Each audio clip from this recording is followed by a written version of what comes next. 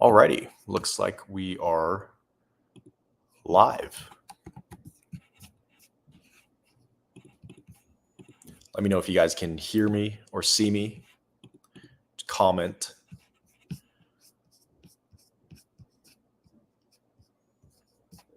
How are you guys doing today? Can you guys see me? Usually it takes a bit of getting set up. All right, cool. We got some people from YouTube chiming in. So we got some YouTube folks. Is there anybody on Facebook watching this? Can you guys see me on Facebook? We got Crystal from YouTube, Ryan Bolton from YouTube, Doherty 04808. We got Luis from YouTube. I think I have to go live on Facebook. Got 18 people in here. Denise, how's it going? Hey, Marie Grace. Okay, let's see if Facebook is working. Give me a second. Cool. Where are you guys from? Let's hear where everybody's from. Let's see.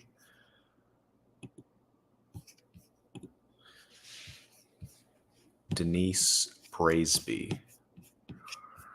I'll give it a minute or so for people to trickle in. Kikina from YouTube is in the UK.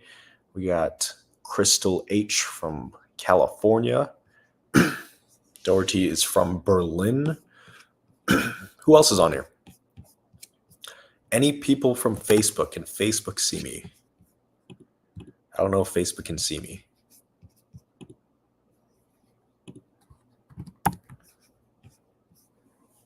Okay. Oh, looks like people can see me on Facebook. Clemmy, how's it going, Clemmy? We got Simone, Robert. Awesome, cool. Looks like everything is working. So let's jump into it. Today we're going to be talking about adjustment periods and crashes. I believe that's a theme for today. So before we jump into it, maybe just share in the chat or in the comments. How long have you guys been dealing with CFS for? Just comment down below. How long have you guys been dealing with CFS for? How many years? How many months? Let us know. Let's see where everybody is at on their recovery journey. Some people I'm sure you've been dealing with for just a couple months. Some people a couple years. Some people decades. There's different varying ranges of all of this stuff. But the cool thing is, regardless of where you're at on this journey, the solution pretty much stays relatively the same. And we're going to be going over that today, as well as adjustment periods versus crashes. Now, we're going to dispel the myth because I think a lot of people, unless you've been watching my stuff for a while, the CFS recovery content, you probably feel like you're crashing every day or having severe flare-ups. But most of the time, from what we've seen with people, 99% of the time, it is actually an adjustment period. Because before, I thought every single time I felt any symptoms at all, I thought it was a crash. When really, it was an adjustment period. So we got, okay, let's see, 2.5 years, 2 years. Since 2020, got long COVID, also another COVID vaccine injury, about a year. We got someone with 11 months, got Luis with 10 years, recovered through Academy. KT, 2 years, 2.5 years, 2.5 years, 5 years, 10 years, 20 years. Okay, so we got varying lengths all across the board. On Facebook, we had Judy, 16 years, Robert Wild, 10 years. So it looks like our Facebook friends have been dealing with it for a little bit longer. Now, if you had to say, how many flare-ups you've had, I know it's nearly impossible to count because people feel like they're flaring up 24/7 sometimes for years and years, but the cycle of having the flare-up and the cycle of the flare-up going away, we call that an adjustment period. basically you have a rise in symptoms and a big drop in symptoms after. If you had to guess, how many times do you feel like you've had that happen, where your symptoms came up and then they went down after? Right? We'll call that an adjustment period. And I'll tell you why it's called an adjustment period in a little bit here. But how many was it? 50, 100, 100 plus, so many that you can't even count. For me, for example, it was probably, I don't know, 3, 4, 500 times. Almost every day I felt like I was flaring up and then it would go away.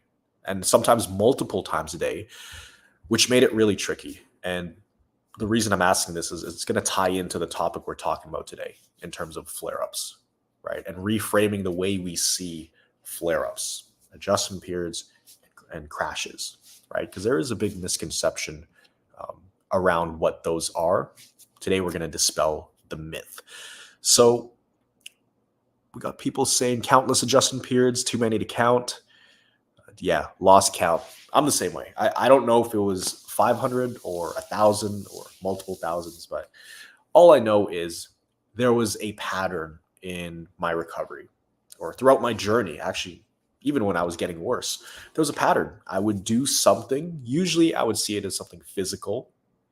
And then eventually, or immediately after, I'd feel some not so pleasant symptoms. And it didn't make sense a lot of the times, because some days I could do things and then I'd feel a lot of symptoms.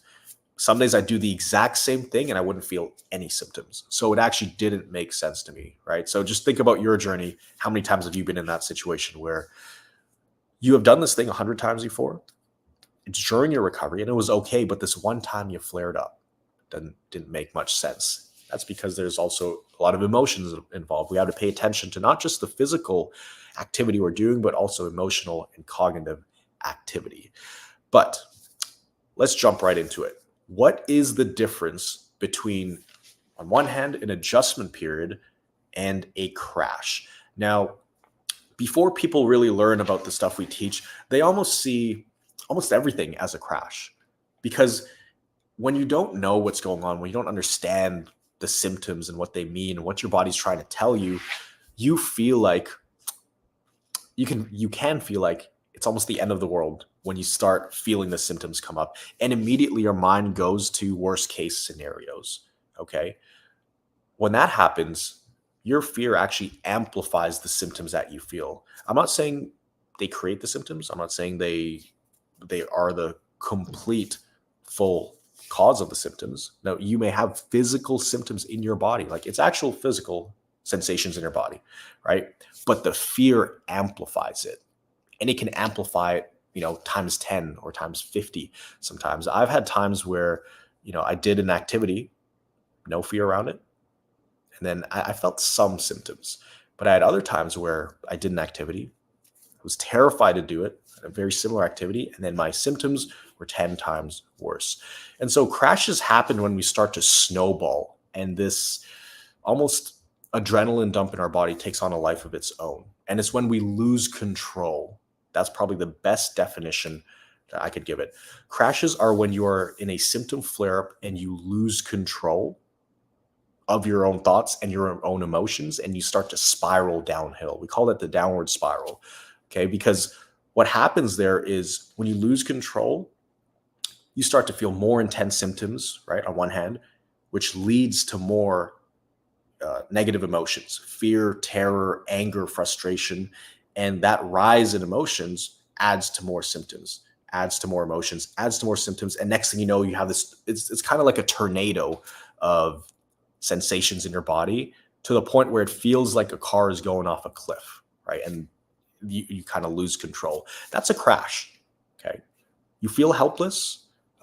It's very dark. You almost feel hopeless sometimes, right? And you can't think logically, right? You're highly emotional in this place. Essentially, you lose control. So that's what a crash is. In adjustment period, on the other hand, you do have control in it. You have some sense of control regardless of the symptoms you're feeling. There is a sense of control. There is a sense of logic. And think of it this way. You're still driving the car, right? It might feel like it's close to the cliff, but it hasn't gone off the cliff yet, right? And in recovery, you get multiple tries at this stuff. So just because you may have had a crash before and the car did go off the cliff and you lost control and you downward spiraled, maybe you ended up in the ER or something, or in bed for a couple weeks, that's okay, because you get pretty much unlimited tries at this in recovery. So in an adjustment period, you're driving close to the edge of the cliff, but you're still in control of it. You're still in control of some of your thoughts, right? So there's much more logic when you're in an adjustment period versus a crash. You still maintain some control. You're still kind of driving the steering wheel. And a lot of what determines whether something becomes a crash on one hand or becomes an adjustment period, I'm going to sound like a broken record here, is your response to symptoms.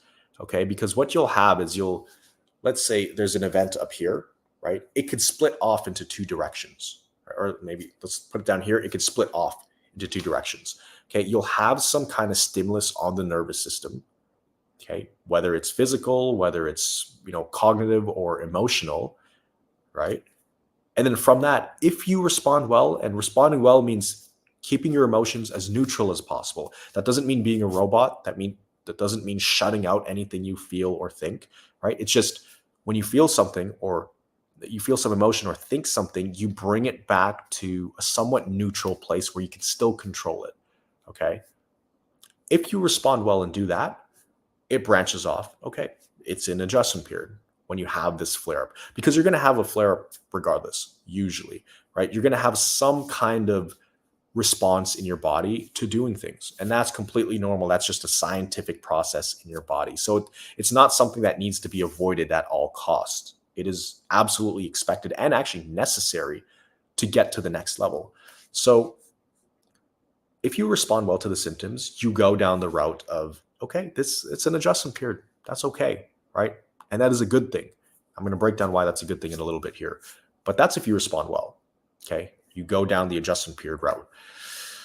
In the very rare instance, and it takes a lot for this to happen, in the rare instance that you don't respond well, or you respond, in the least ideal way, as in you're panicking, next thing you know, you're Googling symptoms, or you're pushing through things, or you're ignoring every sign in your body that's telling you to slow down, and you're pouring fuel on the fire with fear and terror and all of those things, then you open up the possibility of going down a different route, which is something like a crash. Now, it is extremely rare for someone to actually crash. Okay? You may have longer adjustment periods, you may have more intense adjustment periods, but a crash is basically when you're going along your journey, and then your activity levels, they drop down multiple notches. Okay. So that's like going from being able to walk to the mailbox every day to struggling to go to the washroom for multiple months. Okay. If you become, like, I would say, if you get confined to your bed or confined to the couch for even a week, that's not a crash. That's fine, because you're still somewhat functional within it, right? A crash is what happens when you go way down, like way lower than we were, and you stay there, like you get stuck there. Okay. And I don't want to give exact kind of levels of decrease in capacity, because it's all subjective, it's all relative, but you notice a massive decrease, and you're stuck there, and you're pouring fuel on the fire. Now, again, it is very rare for that to happen. So it's interesting. Sometimes I talk to people and they said, yeah, last week I crashed, or 2 days ago I crashed. But then I see them sitting up on a call talking to me, being able to put together sentences. And I'm like, no, that was an adjustment period, because a crash is basically, you feel like you're on your deathbed. That's like ready to call the ER, can't function, need to get spoon fed, can't roll over in bed. That's what a crash is. And stuck there for multiple weeks at a time. That's what a crash is. So when people tell me I had a crash last week, or I had a crash yesterday, but then I see them sitting up talking to me with the lights on in the room, right? That's not a crash. A crash is lights off, windows closed, headphones on, blindfold on, literally someone by your bed spoon feeding you. That's what a crash is. So everything outside of that consider that an adjustment period, right? It's basically what it is. It's an adjustment period. The reason why I called it an adjustment period, because when I was recovering, I was thinking, what should I call this flare up? Because even the word flare up, it can have some negative connotation behind it because people want to avoid flare ups, they want to avoid pain, and people will associate flare ups with suffering. So I was like, what do I call this? Thought about it. Well, what is actually happening, Miguel? Based on my recovery and what my doctor taught me, essentially it's a phase. It's a phase of growth where you can get to that next level. It's like the stepping stone into the next level. So I was like, okay, so it's a window of time. It's a phase. You can call it a growth phase. You could call it your springboard to the next level, your opportunity to the next level. You could call it an adjustment period. It's because it's a period of time where your body is adjusting to the new level of activity you're doing. So just think of it that way. It's literally a period of time where your body is adjusting to the new level of activity.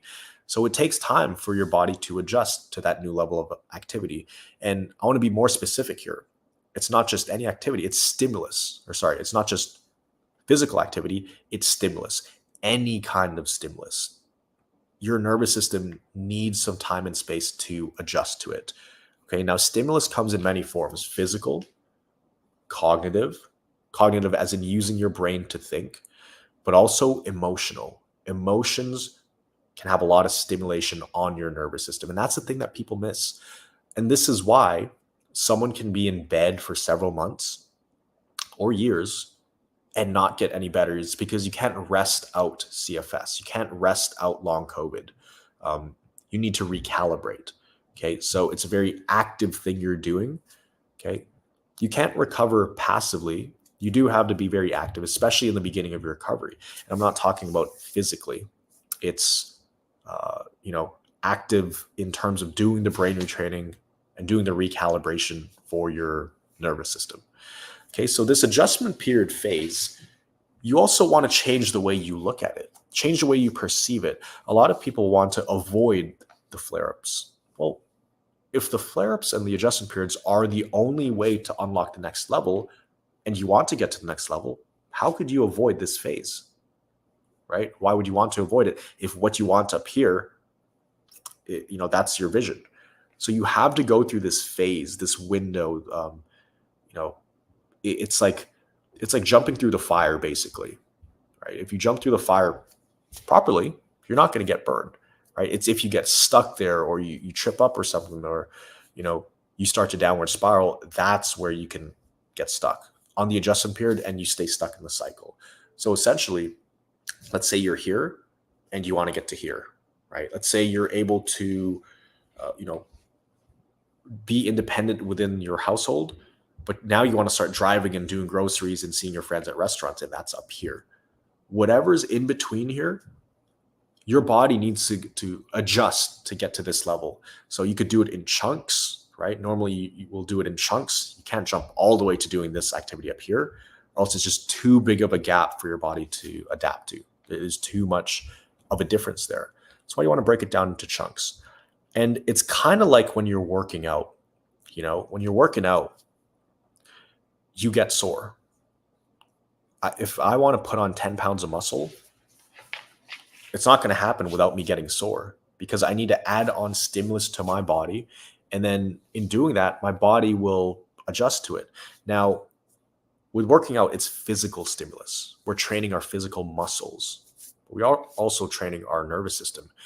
Now, if we train our muscles, right, but we have all this other stress happening, if we're going to school, if we have relationship issues, if there's financial issues, if we just moved houses, if we just started school, or started several new classes and we have an exam coming up, that's a lot of other stressors happening, a lot of stimulus, to the point where you can kind of raise a red flag in your system when you start to go into survival mode, right? But if you were to just do the workout, you would just be sore. It'd be fine, and your body would have the space in its nervous system, the space in its stress threshold to adapt to that workout, right? And then you get stronger, you grow bigger muscles, and eventually you do that enough times, you'd be able to gain 10 pounds of muscle, all right? or run farther, or use any example here. If you want to run, if you can only run, let's say, for 5 minutes right now, and you want to run 20 minutes, you have to slowly build up to it. Now, as you build up to it, you're going to feel sore after those workouts. You're going to feel tired, maybe a bit drained, but that's completely common.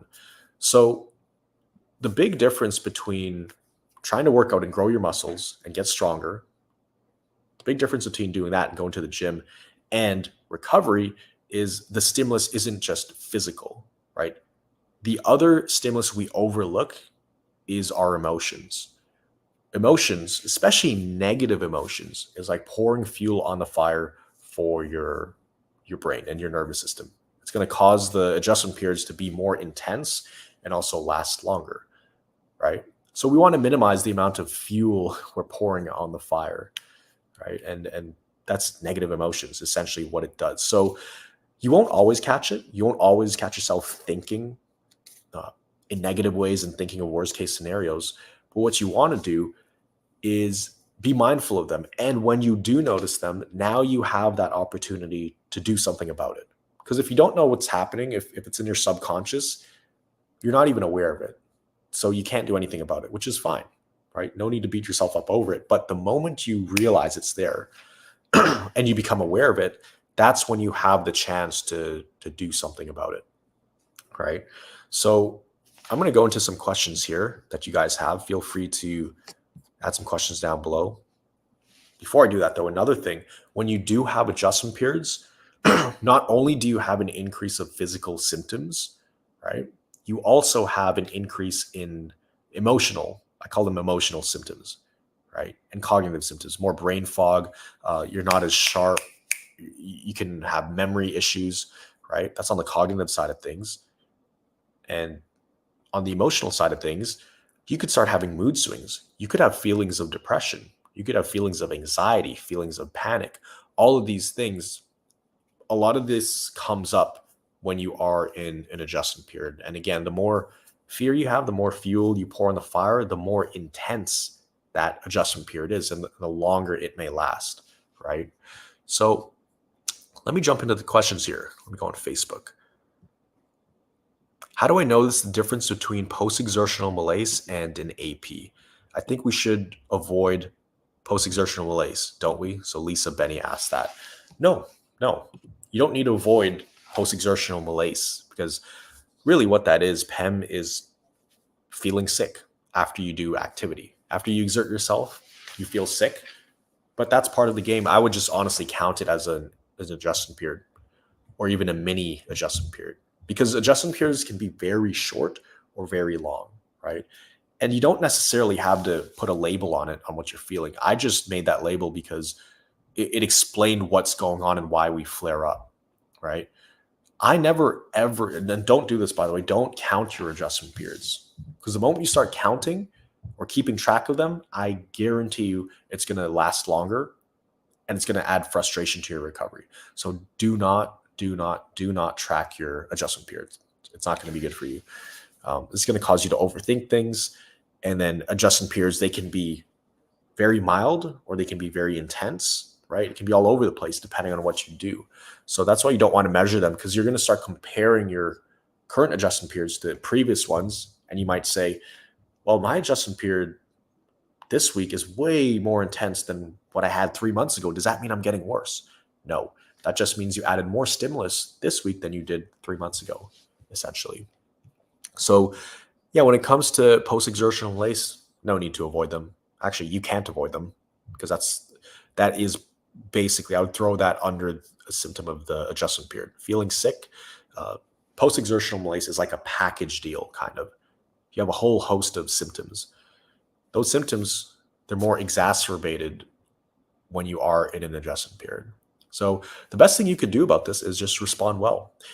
The best solution for every single adjustment period is to it would be to dial it back a little bit, right? Lower the amount of stimulus you're feeling overall, and whatever that may be for that situation, do that. Lower the amount of stimulation, either physically, mentally, or emotionally, or all at once. But don't stop. do not just completely stop at the first sign of symptoms, because that's training your brain to go into full retreat mode. And when I say stop, I mean, the moment you feel symptoms, you go home and like hide under your blanket, basically, for the next 3 days. You don't want that, because it's going to signal your brain that you're terrified of the symptoms. Now, you do have to pull back, dial it back. So let's say you're walking outside or going out with friends and stuff, and you start feeling more run down. You start feeling more sick, your joints are achy, or your symptoms start coming up even more. Yeah, I would consider that an adjustment period, because you're feeling more discomfort than previously. So all you have to do is dial it back. Instead of going out regularly, just stay home or do stuff at home, right? Shrink your world a little bit, right? In the physical sense. But this is where you can find new hobbies at home as well, right? But I hope that helps with your question. Pascal asks, usually my APs last only a few days, but recently one lasted over a month. I feel like I didn't do anything differently. That's a great question. Glad you asked that. It may be that you didn't do anything differently physically, but I can almost guarantee there were other things happening in your life at that time that was causing stress. What was happening emotionally and cognitively? Was there a big appointment coming up? Was there an event that was coming up? Were there friends that went out camping and did something and you felt bad that you couldn't do it and you started feeling sad and kind of frustrated, right? All of these things can add stimulus to your nervous system. So, like I said, the length of the adjustment periods, it's not determined by just physical sensations physical stimulus. It's all kinds of stimulus. 3 buckets: physical, mental, and emotional. And anytime you feel like you're taking on more than you can handle, just really quickly have a look at those 3 areas in your life and see where you can dial it back, see where you can pull back in terms of stimulus. Okay, Jamie asks, 3 minutes ago, she asked, how do we add on activities and not go into APs?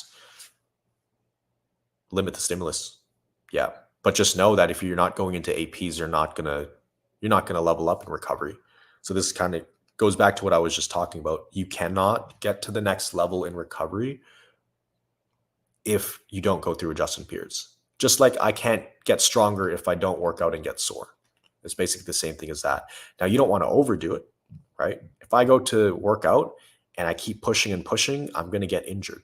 So you have to do just enough to the point where you still feel like you're in control. You're still in the driver's seat. The moment you start to lose control, dial it back. Take a big step back, because you don't want to feel like you're losing control emotionally, because that's where the downward spiral can start to come in. And definitely don't push through it if you start feeling tons of fear. Okay, a little bit of fear is okay, right? But the moment you start feeling like you're losing control, dial it back. Let me answer some questions from YouTube. But so far, is this making sense for people? I know I'm kind of jumping all over the place. There's a lot of things I could talk about when it comes to adjustment periods, but I'm just gonna share as much as I can with using as many analogies as I can as well. Let me look at the YouTube comments. Okay. Here we go. When in an adjustment period, this is a great question, Tony. When in an adjustment period, why does my mind go back to thinking it's something actually wrong instead of believing it's just the AP? So the reason why, and with this, just understand that we are way more emotional when we're in an adjustment period, because a certain part of our brain is lit up. It's highly overactive. It's our amygdala. So the fear center in our brain, the thing that's causing us to be hypersensitive in the first place, it's like a feedback loop. Okay, so your brain is connected to your nervous system, and it's this specific part of your brain, the amygdala. It's sending signals to the rest of your nervous system to be on high alert. Okay, so any sensations you feel is going to trigger some kind of symptoms. You're going to feel things way more intensely than other people feel them, physically, mentally, and emotionally. And so your brain is sending that signal to your nervous system to keep it on edge, but it also works the other way around. The more stimulus your nervous system has, the more it sends signals to your brain to stay on high alert. And eventually it gets to a point where it's highly active. So in an adjustment period, just understand that you won't be thinking as rationally as you normally do. Your logic kind of goes out the window. Even though you know something, you're going to be leaning towards a fear response, right? Here's an example of this. When I was in the hospital, I was bedridden and met with my doctor. At that point, I was in a wheelchair, right?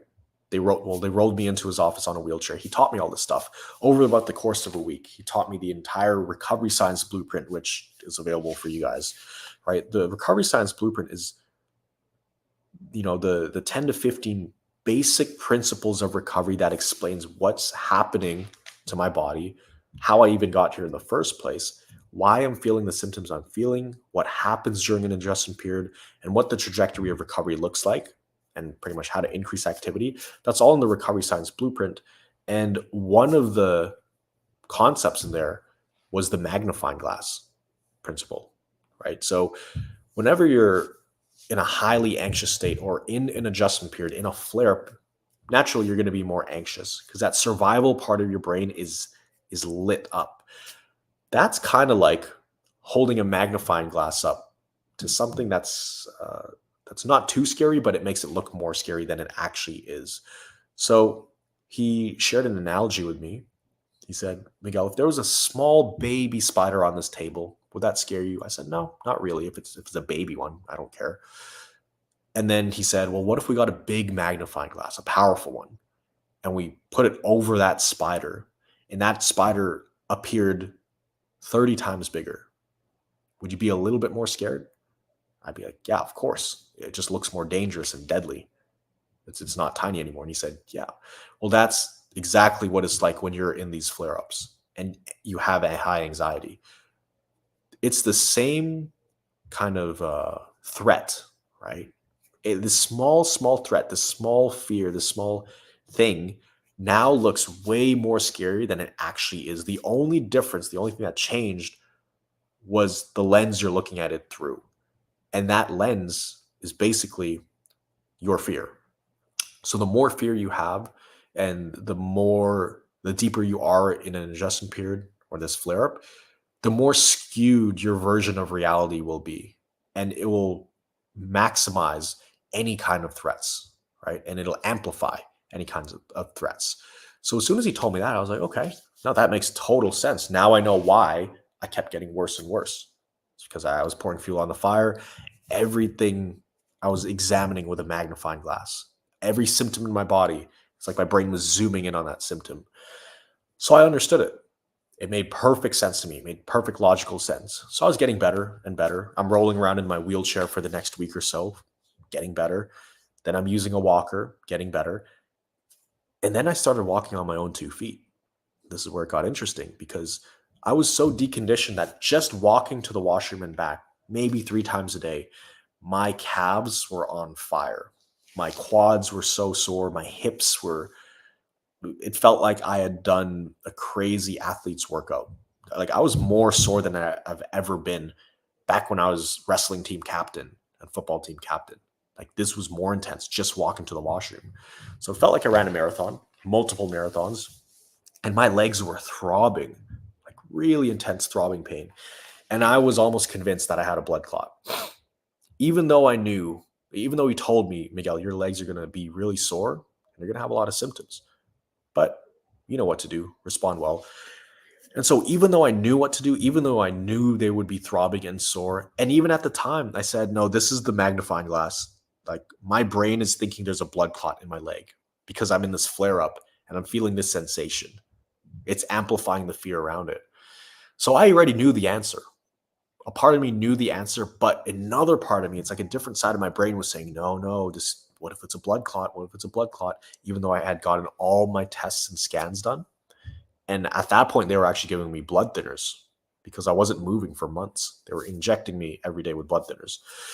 So I went to my doctor. I said, hey, I know this sounds crazy. I know you told me that whole magnifying glass thing, but do you think I have a blood clot or is that really just deconditioning of my muscles? And he's kind of laughed and he said, no, that's not a blood clot, but you got it. It's the magnifying glass. Like this leg throbbing, it's going to go away in a couple days. I said, okay. So even though I knew what was happening, I needed some like external reassurance from somebody I trusted just to let me know that I wasn't going crazy and that I wasn't actually having a blood clot. So when you are in adjustment periods, a lot of times you can't think logically. Like logic goes out the window. You could have watched 50 of my videos and heard me say respond well 1,000 times. But when you're in an adjustment period, it's hard to access that logical part of your brain because that, that survival brain is just it's so activated, kind of takes over. Right. So that's why it helps when that happens. It really helps to rewatch some of these videos. It really helps to be in this community. But most of all, like if you can have someone outside of you tell you, hey, it's just the nervous system. Remember, like this whole magnifying glass thing, that's why this symptom is scaring you so much right now. If you can have that and hear it from somebody, sometimes that's all the reassurance you need. Like my doctor solved that anxiety in about 5 seconds when he kind of chuckled and he said, no, Miguel, you're right. It's the nervous system. It's the magnifying glass. That's all I needed to hear, right? Prior to that, I was worried about this for about a whole day, whole 24 hours. And at nighttime, I couldn't sleep. So I was so worried. The next day, he solves it, 5 seconds, right? So it does help to have some kind of external source give you that anchor of logic. You need something to anchor you, right? Or else if you're high in your emotions, your mind is kind of flying all over the place, thinking worst case scenarios. So I hope that helps. And I hope that kind of paints a picture of, showing that you're not the only one dealing with this and that it is very common. It's actually expected for this to happen. So just keep responding well. Respond as well as you can. Understand that this adjustment period also it's just temporary. It's a temporary window of time of discomfort. That's all it is. And what determines if you level up or not, if you get to the next level or you go back to the same level you were, is if you respond well to the symptoms. And responding well means staying as neutral as you can about the symptoms, not being a robot, right? But being as neutral as you can. So if this is like a baseline emotion and up here is, okay, let's go like this. This is baseline emotion. Over here is positive, right? Over here is negative, right? We want to stay like within this area because you still want to be a human and have emotions. You don't want to completely shut them off. So if this is positive and this is negative, a lot of times people are like over here, very negative emotions, very negative outlook on everything. Symptoms are bad. I hate the symptoms. It's robbing me of my life. It stole my life away. I lost who I was because of this.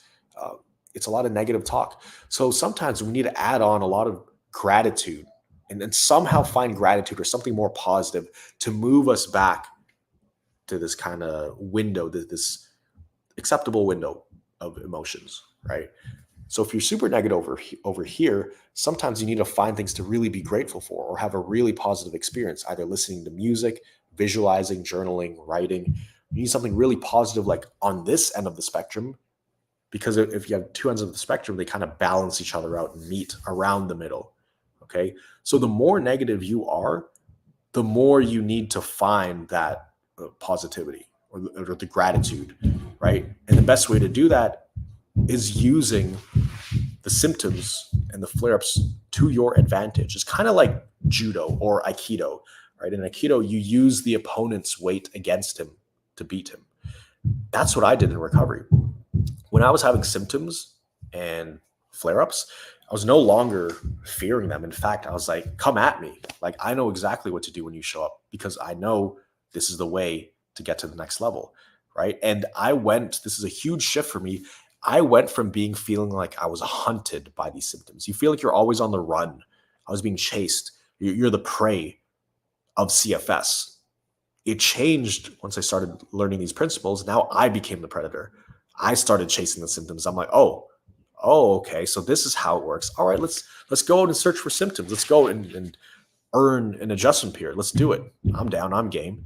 And it's interesting because once I started doing that, it's like they were nowhere near as bad as I thought, right? Although they were intense, they were uncomfortable. It was a completely different experience going through these flare-ups. It's completely different when you have your emotions somewhat under control, right? It's like someone driving a car. Imagine someone driving a car on the highway. We all probably know somebody who is a pretty calm driver, right? Their experience of driving through traffic in New York, it's super chill. They're turning on their signals, they're changing lanes, they're looking around, they're whistling, they're drinking their coffee, they're listening to some nice jazz music. Think of that experience. What's going on in that person's mind? What is their experience of that drive? Now take that person and compare them to somebody else who's stuck in that same traffic, and they're trying to rush through the traffic. They're getting pissed off. They're listening to like heavy metal music, spilling coffee everywhere. They're frantic, and they're swearing at every other driver, right? What is that person's experience like? It's the same kind of situation, the same environmental factors, right? The only thing that changes the person's kind of internal environment. So when you're going through these adjustment periods, you may feel the same symptoms you've always felt, but when you remove a lot of the fear around it and you have a lot more confidence and clarity, it's a different experience. It's not even comparable to what it was before, because before you feel trapped, you feel like you're a prey on the run and the CFS thing is coming for your life. Whereas once you start getting the principles down, you start seeking out the adjustment periods. It almost becomes a game to you. It's like gamified. It's like, hey, let's see how many adjustment periods I could go into, or let's see what we can do. Let's see what kind of symptoms the body brings this time, right? Let's see what it can do, And it became a game to me. I started going after these symptoms, and I started talking back to them. I started talking back to my own mind, actually. Like, I'd do something, like a lot of activity, my body would be flaring up, and I'd hear the voice in my head because it was automatic. It said, "Oh, maybe you shouldn't have done that. That might have been too much, Miguel. Ooh, who knows? What if we go back to square one?" And I'd notice that voice, that automatic voice in my head, and I'd have to kind of laugh and chuckle and just say, "You're just playing tricks on me. I know this is you talking, nervous system. You're not fooling me. So let's see what else you got, because I'm not falling for it again. I already fell for it for about 4 years. I fell for it when I was bedridden for those 8 months. I'm not falling for it again. I know your tricks." So I started calling it out. And it's funny because the moment you start going after those symptoms, they tend to not really hit you as hard, or they hit you, but there's less force behind it because it can't get to you emotionally. Physically, yeah. Like my heart was skipping. I had shortness of breath. I had some nausea. But mentally and emotionally, I was almost like laughing through it because I knew what it was trying to do, right? But I hope that helps. Hope that helps, Tony. Let's go to some more questions. All right, Brian Thompson. Please repeat and make clear how to do brain retraining. So if you haven't already yet, if you're on YouTube, go search up CFS recovery brain retraining, and it's going to be the first video that comes up. So that will explain it a lot better than I ever could on this call, because there's also visuals. But like I said earlier, brain retraining is essentially teaching your brain, which in turn teaching your nervous system that it is safe, and you're recalibrating it by bringing your emotions back to a neutral place. Because the more neutral your emotions are, the less emotional you are, right? And emotions are what drive your survival brain, your amygdala. And that's the whole root cause behind all of this. That's the thing that's keeping your nervous system hypersensitive. So when I say brain, your survival brain, that's connected to your nervous system. So I'm essentially referring to everything you feel in your body. Just because it's in your brain doesn't mean it doesn't affect other things, right? So nervous system, survival brain, they are one and the same. Think of them as essentially the same thing. But how often daily, in terms of brain retraining, as many times as you can. Now, the actual brain retraining in and of itself takes about 2 seconds or 3 seconds, right? It's making the decision that, no, I'm not going down the downward spiral. It's just my nervous system. It's when your emotions start building up, fear, and you're correcting it, saying, no, it's just a nervous system. And that brings it back down. Comes up again. No, it's just a nervous system. Comes up again. No, it's just a nervous system. So you're essentially constantly bringing it back down to this neutral level, bringing it back to neutrality, or somewhat of a neutral level. So it takes about 2-3 seconds, maybe 5 seconds, but it's a lot of repetition. So again, don't count, but you should be doing this throughout the day anytime you're feeling fear, right? Or at least when you notice the fear. How long before you see good results? Depends. We've literally seen some people, and it's documented, go from bedridden to jogging in 3 weeks with minimal symptoms, working, traveling, doing all that stuff.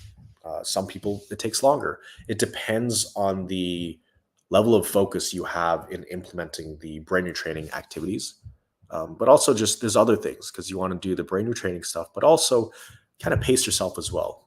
You can't just jump into doing a whole bunch of stuff. It has to be kind of structured where you're adding activities little by little, but making sure that you're responding well to the symptoms as you flare up when you do those activities. So, yeah, it could happen very quickly. Like usually within the first 2 to 4 weeks, people see some pretty significant changes in their physical symptoms, in their energy, even in just their level of emotions. Right, they're able to control it a lot better in the first 2 to 4 weeks in any of our programs. They notice a difference. So, hope that helps. Alrighty. Here's something. Yeah. Katie from YouTube asks, how much should I hold back in an AP? I can function okay in my house. I want to take the step going to shops, take the bus, drive my car, meet friends. Find it difficult to make a plan building up to. Yeah, that's a great question. So I'd say you're in the phase of wanting to be able to reintegrate back into life. And this is something that um, I'm building frameworks around right now, right? And we're actually going to share this in a super cool announcement we have coming up in 2 weeks. You'll see we're going to be sharing a whole bunch of principles and frameworks and solutions to you guys, like a roadmap to get you from basically bedridden to thriving health in a step-by-step process. So stay tuned for that. But for you, if you're able to function fine within the house, that's great. In terms of taking the next steps, you have to do it, like I said earlier, you have to do it in a step-by-step process. Now, it's different for everybody, right? There's so many factors that come into knowing what to do. But essentially, I would start small, start little by little, right? Go to the shops first, or drive your car first, or meet your friends first, right? Now, don't take the bus and go to the shops and meet your friends all jam packed in 1 week. Kind of expose yourself to these different things. But if you can function okay within the house, you could definitely do any of these activities, but don't do all of them, back to back to back. Just pick one of them and do it, right? And then see how your body responds after. In terms of how much should you hold back in an AP, it really depends. How intense is the AP? What is your current level of activity? So the best way around this stuff in terms of adjusting your activity levels and your output is following something I call the freedom framework. The freedom framework is essentially a guide to know when to increase activity, number one. Number two, when to maintain activity. And number three, when to pull back activity. And it gives you a really good kind of outline of when to implement it, how to implement it, and kind of how to assess your level of activity, really. That's really what it is. So it's the freedom framework. You can find it on my YouTube channel, but also I could share it in the Facebook group below this video, also on YouTube. Freedom framework is really going to help you figure out kind of where you're at and also how much to do. Okay, let's go to Facebook. Okay, there's so many questions here, it's hard to choose. Here we go. So if we respond well, APs should never last very long. I wouldn't say they wouldn't last very long, but I can guarantee you that they will be way, way, way shorter than if you didn't respond well. Like responding well during an AP, like bring your emotions back to a neutral or a more neutral place. Bring your emotions back to a more neutral place when you are in an adjustment period or a flare up. That can reduce the amount of time you're in the AP by like 10 times. Okay. I've seen some instances where, this person is typically in an adjustment period for 10 days at a time, flare up. They're pulling back for 10 days. If they don't respond well, and they respond well, and it literally goes to like 1 or 2 days. So that's absolutely possible. Or let's say in terms of a level of intensity on a scale of from 0, let's say 1 to 10, and they typically have adjustment periods that are at an 8.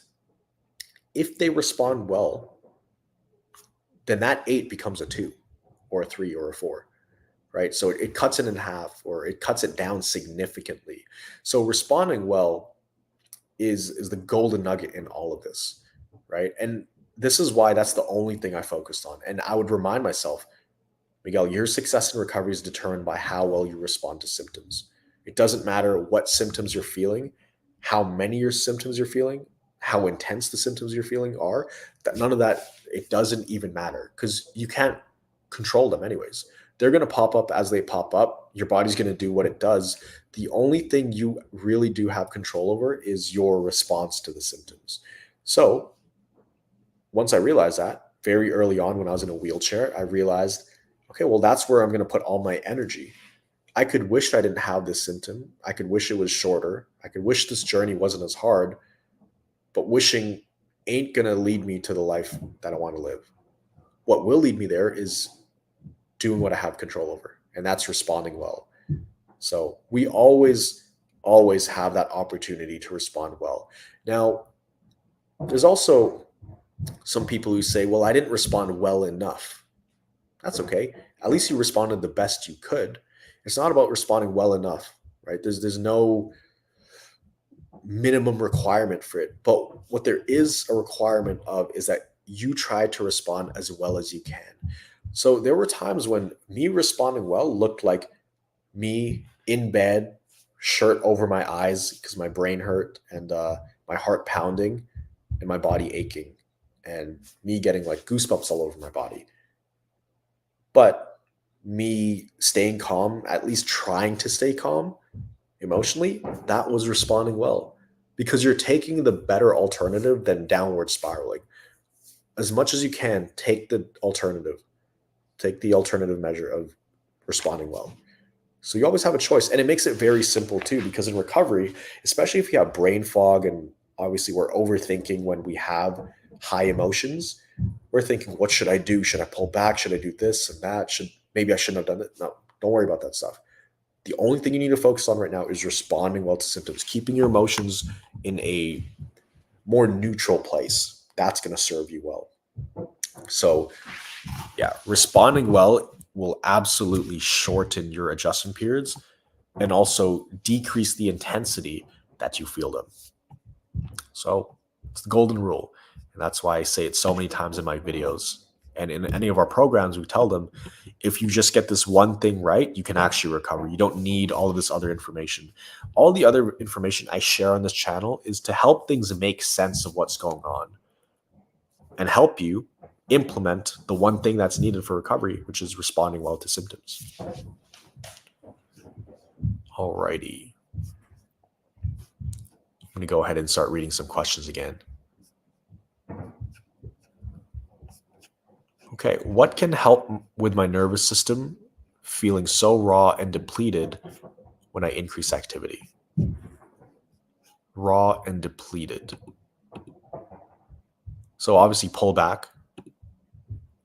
So I guess I'd have to ask a question.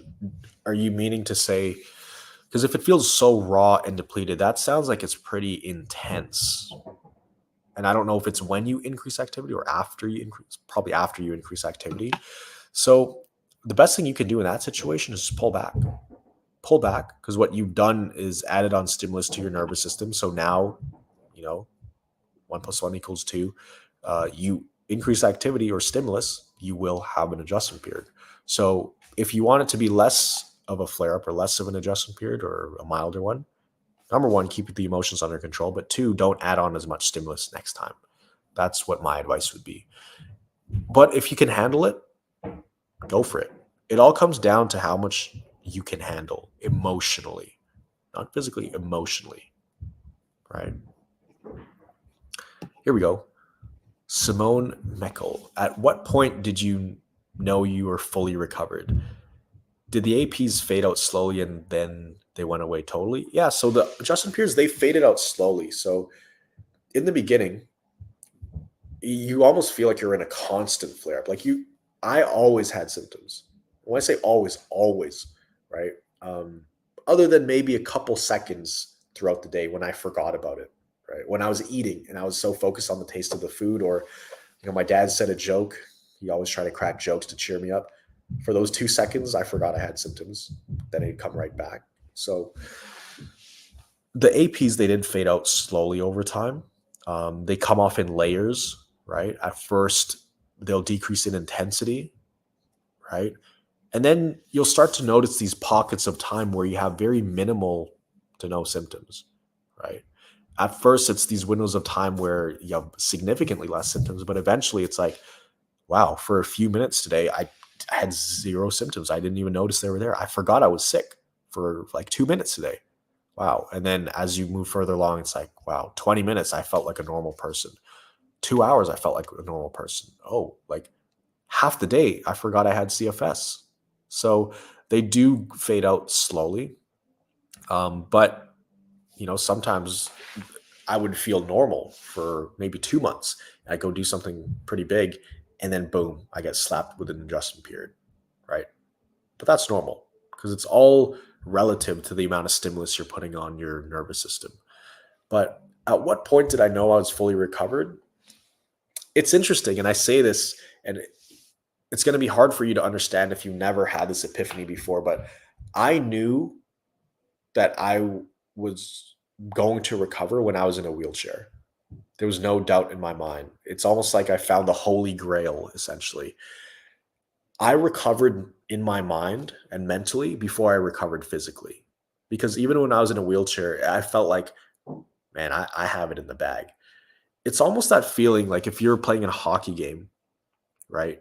Or you're watching a hockey game and that like one team is beating the other team 50-0. You know they're going to win. It's just a matter of time. Like that clock is counting down. And that's kind of how I pictured it because I played a lot of sports growing up. I was like, I've already won the game. I won. I have this information now. I have the tools, right? Now it's just a matter of time before I'm at thriving health. So it's interesting because mentally, I recovered when I was in that wheelchair. I was recovered. And it just took some time for my body to catch up. And eventually, about 2.5 years later, my body did catch up to the point where I was running maybe 10 kilometers a week, working out multiple times, traveling, working full time, all that stuff. But it's hard to know when I fully transitioned into life. It's more of like a transition period. It's not a point in time where like, aha, I'm recovered. But there are going to be certain milestones that really drive the point home that, wow, okay, no, this is definitely in the bag. So we call it. This victory over CFS is in the bag. It's going to happen, just a matter of time. There were a few times. I'd say the first one was when everything clicked with me when I was in a wheelchair, and I was like, all right, I know what to do. I'm recovered. Mentally, I know I'm going to recover. Now it's real. I know I'm going to get there. It's just a matter of time. So that was the first one. I think the second one was when I was driving across the city to see my friend at the time. And yeah, it was the first time driving in 8 months. And the first time I drove, actually, it was about a 45-minute drive on highways, through cities, through back roads. And it felt great. I was like, wow, okay. I guess I have my life back, but I still had a lot of symptoms. So like there's layers of feeling recovered because there's a lot of things you can do where there was a point in time where all I wanted to was to be able to walk again. And that would have been good enough for me. That would have counted as a victory. But when I was able to do that, eventually my goals and targets moved up. I was like, well, wow, I can walk. Okay. Can I drive? And I started driving. I'm like, can I go into grocery stores and malls? Conquer that. Like, can I hang out with friends? Right? Conquer that. Can I start making money again? Can I go back to work? Conquer that. So it's like you're just on this conquest, essentially. You're fighting to get your life back, but it doesn't feel like a fight, actually. It's exciting because you're accelerating back into life. There was also another really big milestone. It was in Hawaii, actually, when I was in Hawaii and I did a hike up a mountain. It's quite a long story, but you could probably find it somewhere on my channel. But essentially, I ended up hiking up this mountain, which I did not think I was going to be able to do. But I hiked up the mountain and I was watching the sunrise, wind in my face in Hawaii. This was 10 months after getting out of the hospital. So it wasn't too long. Like, I was in the hospital getting spoon fed on blood thinners, on like folic acid and gravel every day, Tylenol, all this other stuff, thinking I had 2 more days to live. 10 months later, I'm watching the sunrise from a cliff in Hawaii. I'm overlooking the entire ocean. It was beautiful. And something clicked in my mind like, wow, I actually did it. This is real. I almost had to pinch myself. And then that's where I had the idea actually of creating this Thriver retreat. We're actually holding the first Thriver retreat in just over 2 months for anybody who's recovered through our programs. We're going to be meeting up with them in Hawaii, and it's going to be super cool. We're going to go to that same hike that I did, but it's a very simple hike. It's a paved road and it's not steep. It's like very mild incline. So we're going to go there, watch the sunrise with some people and just celebrate, right? Because for me, that was a huge milestone. It's when I knew, I'm like, if I could do this, I could do anything. So that's another instance where I felt fully recovered. And then also when I was at the point, probably 2 years after I got out of the hospital, it happened again. There were so many times before that it happened, but this was a big one where I was running multiple kilometers at a time. And I never used to run prior to getting sick. I didn't like running. I do sprints, but I wouldn't do long runs. So to be able to do that and to be able to do things I didn't even do before recovering, that was another super cool thing. And that's when I knew not only was I fully recovered, but I was better than I was before. Like I had more on my plate than before, but I was less stressed than before. So I was essentially able to squeeze more juice out of the lemon of life after I recovered than before I got sick. I think a lot of people, the reason they get sick in the first place is because they overpush themselves, or they say yes too often, or they burn the candle on both ends, usually. Overthinkers, type A personalities, overachievers, perfectionists, and they're trying to squeeze the most out of the lemon of life, right? But you can do that. You can do that without running your body into the ground, and I've learned that firsthand. So I'm actually able to be more productive now than I was before, right? And I'm able to handle way more things. I'm able to squeeze more out of the lemon of life because I learned these principles of recovery. So everything we teach here at CFS Recovery, the number one thing in any of our programs or the people we work with, the goal isn't to just get rid of the symptoms and then say, all right, well, your symptoms are gone. Go out and live your life. Good luck. No, it's how do we get rid of the symptoms? How do we not only tell you what to think, what to do, and show you what to do?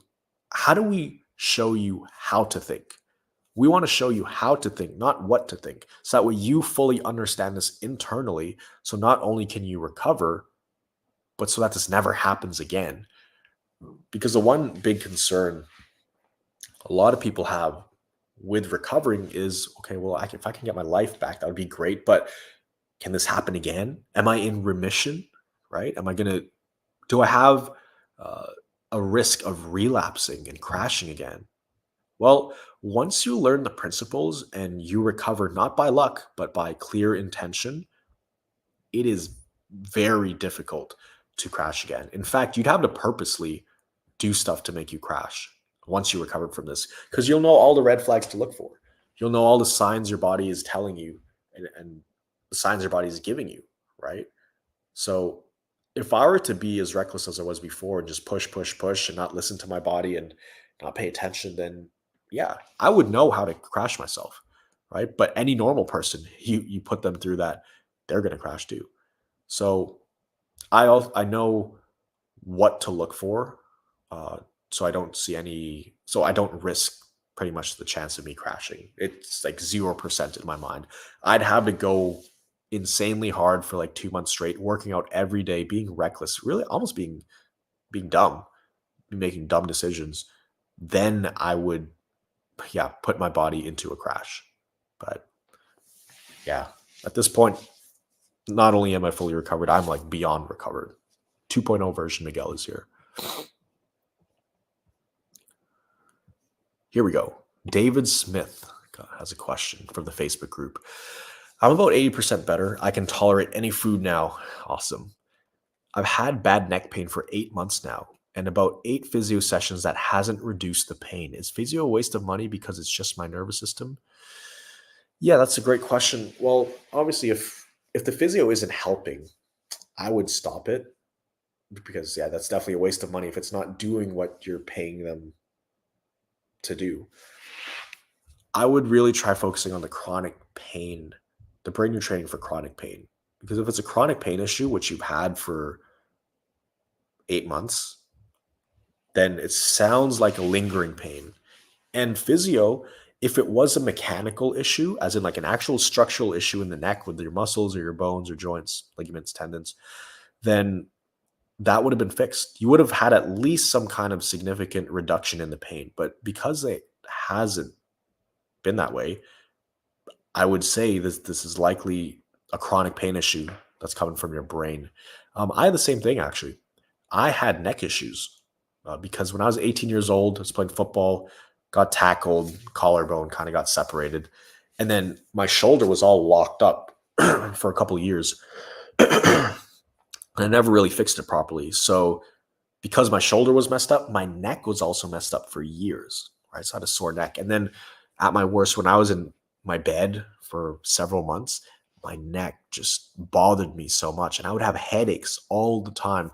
I had tried going to physio, chiro, massage, acupuncture, all these different things. And it helped. It did help maybe for a day. But then the next day, it would also tighten up, right? So it went back to being just as bad as it was.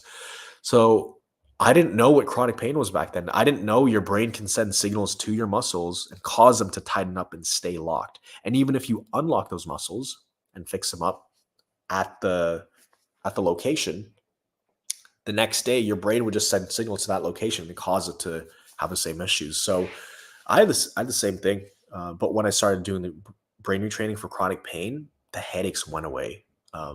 Not right away, and not completely. They would come back every now and then, but the more I did it, the more they went away. And I haven't had headaches for years. I actually still use that brain retraining exercise to this day. If I have like a sore shoulder or something's off, or if I'm sitting a lot, like my lower back or something is hurting, then I'll use that brain retraining for chronic pain and it'll actually help the pain go away. Now, if there is a structural problem, it won't go away with that, or a mechanical problem. And then, of course, you've done your due diligence, and I'm sure everybody on this call has done their due diligence. You've seen doctors, you've had tests, scans, blood tests, x-rays, you name it. Maybe you even had specialized tests, but they haven't really found anything that explains what's going on, right? They may have found some things. Maybe some levels were out of the ordinary, okay? But it doesn't explain the level of symptoms that you're feeling. Like some people say their vitamin D levels are low and their cortisol is a little bit high. A little bit high. Okay. Well, that doesn't explain 40 symptoms because I know people who are also stressed, their cortisol's high. They likely have low vitamin D levels, but they're not feeling 40 symptoms and all this weird stuff. So clearly there's something outside of that that's going on. And that's when you kind of by process of elimination figure out, hey, this is a hypersensitive nervous system. So hope that helps, David. Thanks for asking the question. All right. Here we go. This is a simple question. How did you get rid of shortness of breath out of nowhere? I still get this, but do not feel anxious. It just comes out of the blue. Well, that's great that you don't feel anxious about it. The truth is, you can't really do anything about it when the symptoms pop up, about the actual physical symptoms. What you can do is respond well to it, and it will go away if you respond well. Because trying to deal with specific symptoms, usually, that's like a Band-Aid fix. Sure, you could try dealing with the symptoms, like, for example, pain. Let's say pain, for example. Yeah, you could take painkillers. That's going to help you relieve some of the pain. but it's not going to fix the root cause, because as soon as that pain medication wears off, well, now, the pain is back because you didn't fix the root cause. You just masked it, right? A lot of these symptoms, they're masks for a deeper problem. Now, I'm not saying you can't provide relief from the symptoms if you're feeling them. Like, I'm not saying don't take pain medication, right? You can do it if you want. If you're prescribed, why not? But just understand that there is a deeper problem to fix. And unless you fix the root cause of the problem, those symptoms will stick around and they won't go away, right? So in terms of the shortness of breath, the way I got rid of it is to never try to fix shortness of breath. I didn't waste my energy trying to fix individual symptoms. I just focus on fixing the root cause. Yeah. But if you get shortness of breath, honestly, you could get outside, get some fresh air. That might help with the temporary relief of it. So there are things you can do to alleviate the symptoms in the moment. Like, if my eyes were hurting, a lot of times my eyes would burn, like my eyeballs would burn, especially when I started getting out of the bed and looking at screens more. So what I would do is I would lie down while I was doing the brain retraining exercise. I'd lie down and put my palms on my forehead. So there was just some light pressure on my eyeballs. Obviously, I closed my eyes. And then that actually helped a lot. And I would imagine, because I read this in the book, I think The Brain's Way of Healing. By the way, I would highly recommend everybody listen to that book, The Brain's Way of Healing, because that's what my doctor built a lot of these principles off of. That's what I built a lot of these principles off of. The Brain's Way of Healing. Everybody go search that up right now. There's also another version of the book called The Brain That Changes Itself. I'd say that's an absolute must if you want to recover faster. It's written by Dr. Moskowitz. There's an actual paperback book, but I couldn't really read because my eyeballs just hurt all the time. So I listened to the audiobook, and man, this helped really drive the points home of everything my doctor was sharing with me. So if you've been watching my channel for a while, or if you're new, listen to that book, because you'll see everything I'm sharing with you guys. I'm not just making it up. There's actual science behind it. And the book is really well written in a way that people with brain fog could understand. I had severe brain fog coming out of the hospital, but I understood it really well. So highly recommend everybody go listen to that book. It's going to be a game changer. Okay. Alrighty, let's go back to the Facebook groups. Here we go. Any suggestions on how to respond well and stay occupied when bedbound? I know this very well because I was bedbound for 8 months. At my longest stretch, I was also bedbound a few times before that for shorter periods of time. But you want to find things that you could do that are within the bed, and also you don't want to get too comfortable in the bed. You do want to challenge yourself a little bit. So every now and then sit up, or even just lying down and going to another room and lying down there. It's good because you're starting to open up your world. But I listen to a lot of podcasts that I really enjoy. You want to do activities that elicit some kind of positive emotion, because that's going to help pull you out of this fight or flight survival mode. If you can listen to something positive and neutralize that fear and anxiety and even physical symptoms you're feeling with something positive. So podcasts were great. I didn't listen too much to audiobooks. I like podcasts because it was conversational, and I don't know, I just felt more connected when I was hearing people talk together in a conversation setting. So podcasts were great. I also listened to music, right? And I still have the playlist on my phone today. To this day, I still have it. It's the playlist I listened to when I was bedridden. Every morning I'd wake up, and I would imagine my life like a movie, whether in that situation I was in or what my future was going to be like, or everything leading up to that. I would look at my life like a movie. So I'd have all these visions in my head, which that's what led to me starting my video production company after I got out of the hospital, which led to me learning content, which led to the CFS recovery channel. So music and audiobooks were really good. And then I would also I would journal sometimes too. Just make sure you're journaling something more on the positive side, right? because if we journal like stuff we're angry at and frustrated, and it can be very depressing, and that's kind of like pouring fuel on the fire. We don't want to fan that flame. So that's what I would do. Alrighty. Let's go with Dana Peretz. Recently, I've increased my outings, so I go out every other day. Nice. Sometimes after I come back from an outside activity, like going to a coffee shop, I feel like I have more energy to do other things. Sometimes after I come back from an outside activity, I feel like I have more energy. Yeah. How do I know if it's real energy or a fake energy from the adrenaline and excitement from the activity and from feeling like a normal person for a while? That is a great question. It's interesting, right? It's hard to tell sometimes because, you know, it can feel like we're running off adrenaline, but you're probably at a place where you can actually do other things on top of this, because you get to a certain place in recovery where doing activity will actually pull you out of adjustment periods, or doing activity will give you more real energy, right? And it can work to your advantage because it's like your nervous system, it's catching its stride. It's learning to function better and self-regulate better.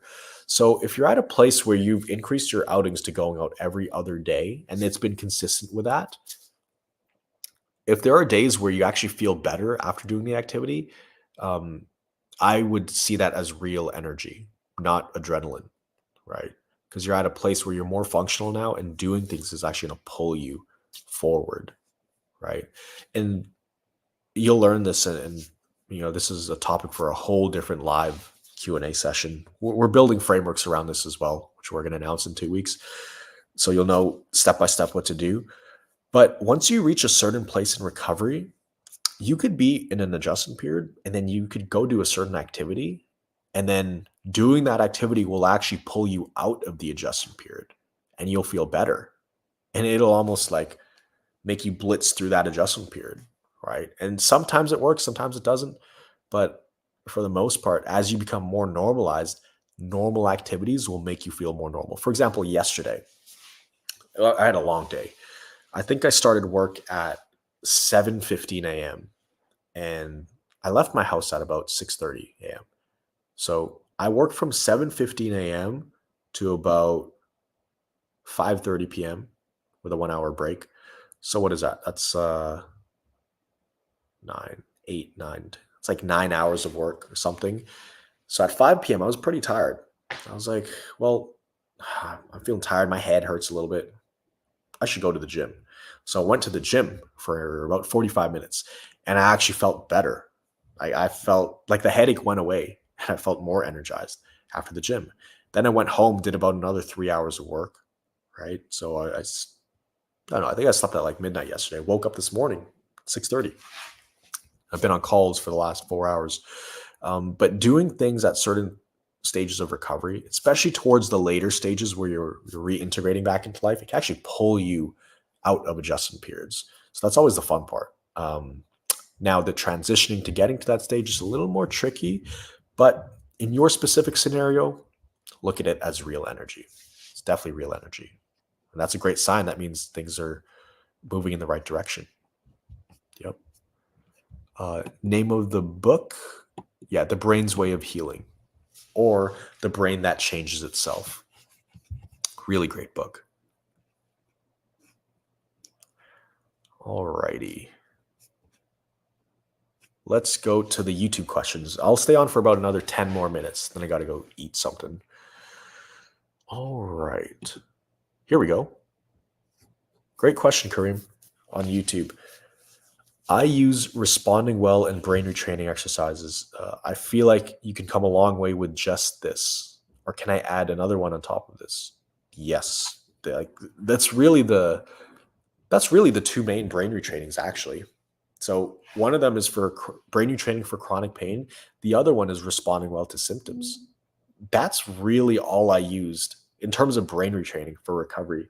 Now, there's also other tools, if you can tolerate them, that are pretty helpful. One of them is an acupressure mat that I did. It seemed to help me sleep. So it's like this mat with a bunch of spikes on it. Now, I didn't use it all the time. I probably used it maybe 50 times in my recovery. So if you count up, that's maybe a month and a half of actual use. But I used an acupressure mat. I started doing cool showers at nighttime. That really helped, especially when I was feeling a lot of chronic pain and headaches in my body, just feeling sick. It's like the sensations of the water would help me feel more normal during that shower. So cool showers and cold showers really helped. What else did I do? Oh, I also tried to fix my circadian rhythm and just really get me more energized in the morning. I used a sun lamp in the morning. It's called a Verilux, Verilux, Verilux, Verilux light lamp.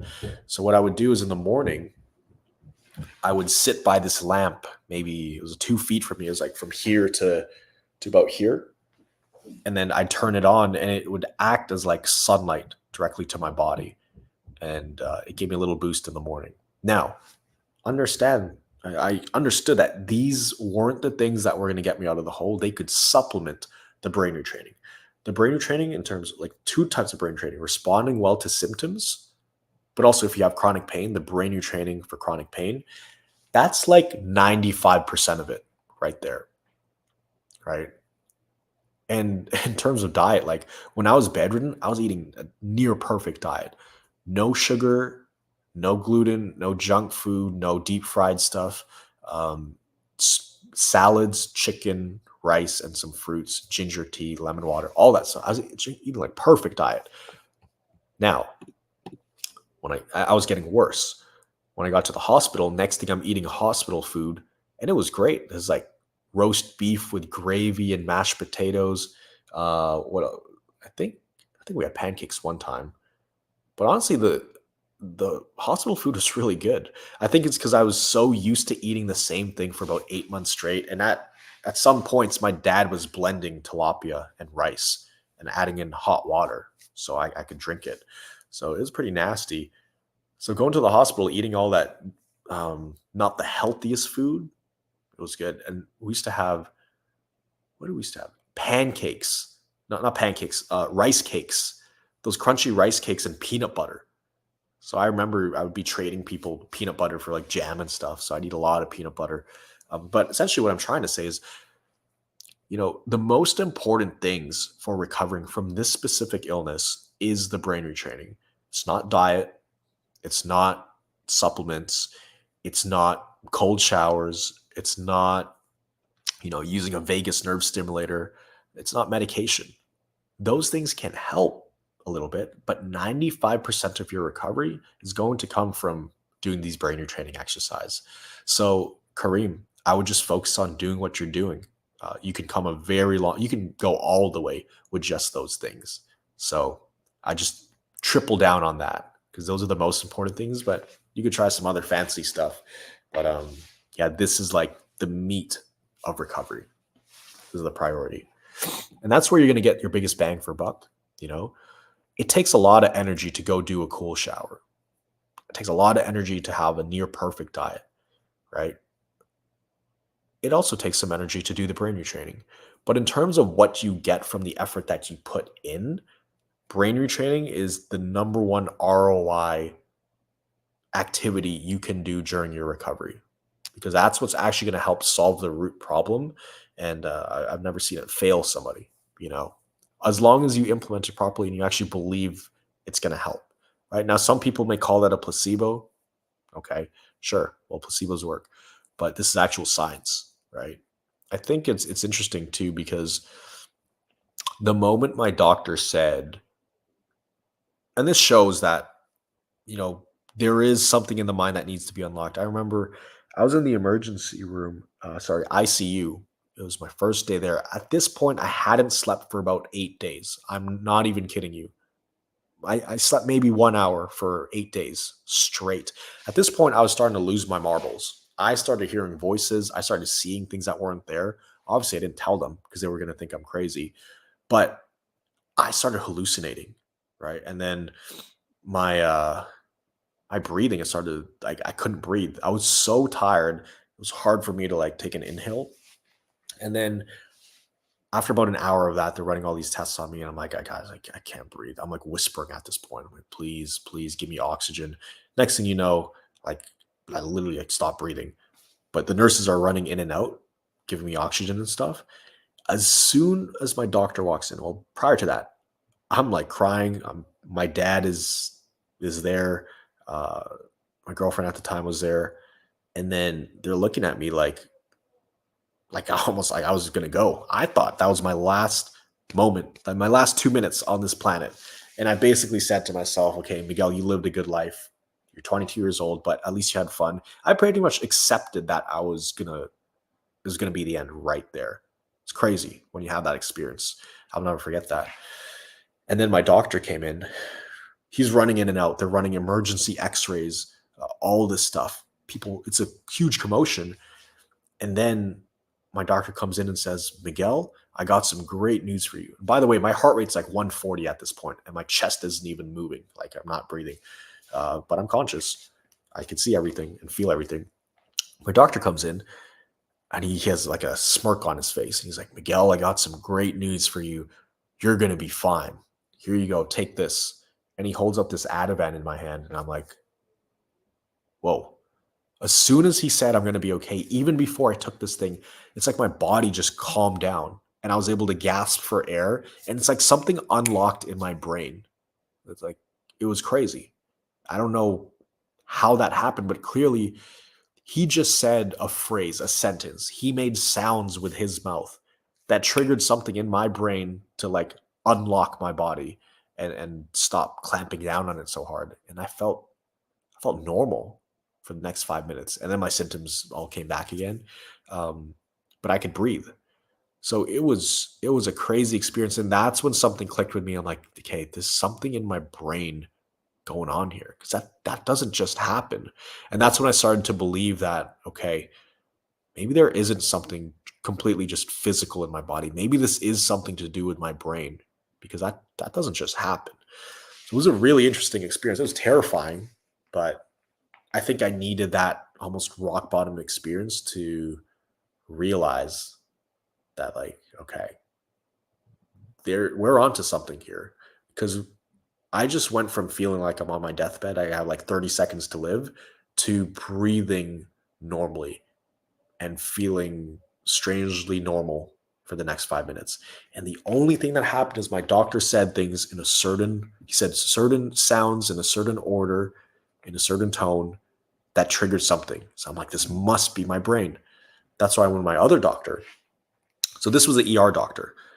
The other doctor who taught me all this stuff, that I was like super open to everything he was telling me, because I've seen it, I felt it, I've experienced it happen with my own body, right? It wasn't just a secondhand story. So yeah, brain retraining is powerful. You're essentially undoing these glitches in your mind. So hope that helps everybody. That was about an hour and a half. Hope you guys got a lot of this one. So comment down, what was your biggest takeaway from this call? Went into a little bit of story time, but I also hope you guys now understand the difference between adjustment periods and crashes. Just understand that crashes, very, very rare. You'd have to really push your boundaries to crash. Most of the time, majority of the time, it's an adjustment period. And adjustment periods are absolutely necessary in order to get to the next level of recovery. In fact, you should welcome them. Look at them as your opportunities, right? They are just periods of time where your body is adjusting to the new level of stimulus. They're not something to completely avoid or be terrified of. In fact, they're necessary. Make the shift from being the prey of CFS to being the predator. Become the predator. Seek out those symptoms. Seek out those adjustment periods. Don't run away from them. Welcome them, okay? Because you have the tools needed to get to the next level. Respond well, and you're going to unlock thriving health.